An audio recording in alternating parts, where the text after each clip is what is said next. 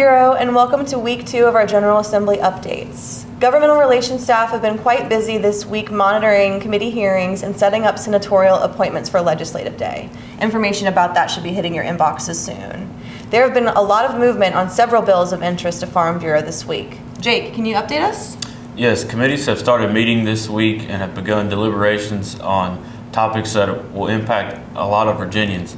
We saw bills introduced in both the House and Senate Labor and Commerce committees about raising the minimum wage to $15 an hour by 2026. Both of these bills were reported out of committee on party line votes. Farm Bureau opposes this legislation and testified against both in committee. We should see these bills again next week as they are re-referred to their finance committees. Another piece of important legislation would eliminate the Virginia minimum wage exemption for farm laborers and temporary foreign workers, or those who utilize the H-2A program. This was heard yesterday, January 18th, in House Labor and Commerce, and despite testimony from Virginia Farm Bureau and the Virginia Agribusiness Council, it did end up passing out of the committee on a strict party line vote. Farm Bureau will be continuing to share with legislators the importance of this legislation and the negative impact that it would have on farm families in Virginia.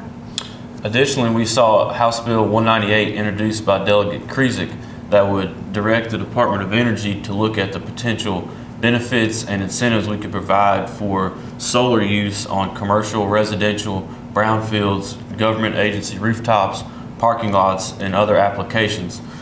Farm Bureau supports this legislation and testified for it in committee, and thankfully it was reported out of committee unanimously.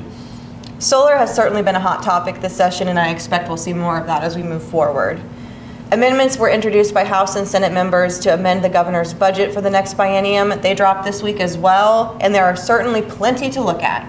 That's right. Farm Bureau is supporting numerous budget amendments to fund things like additional DCR engineers, additional nutrient management planners, and financial support for our soil and water conservation districts, the Dairy Margin Producer Assistance Program, the Forest Sustainability Fund, the Wildlife Depredation Program, and incorporating the Office of Farmland Preservation into the Department of Forestry, creating an Office of Working Lands.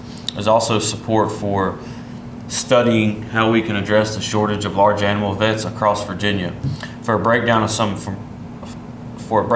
some additional Farm Bureau supported budget amendments, refer to our newsletter from week 1. We'll be adding to our list as we go through hundreds of budget amendments this week. That's very important funding priorities for us. We're grateful to fellow stakeholders and patrons for supporting and introducing these legislative items in the budget, and we are lucky to have some stellar advocates for agriculture and forestry in Virginia. Today, January 19th, is the last day for legislators to introduce legislation, so I anticipate we will have quite a lot to read over the weekend. Be sure to subscribe to our Plows and Politics blog for additional information and weekly updates during session. If you have any questions, feel free to reach out to any of us on the Government Relations team. We thank you for watching, and we look forward to talking to you again next week. See you next week.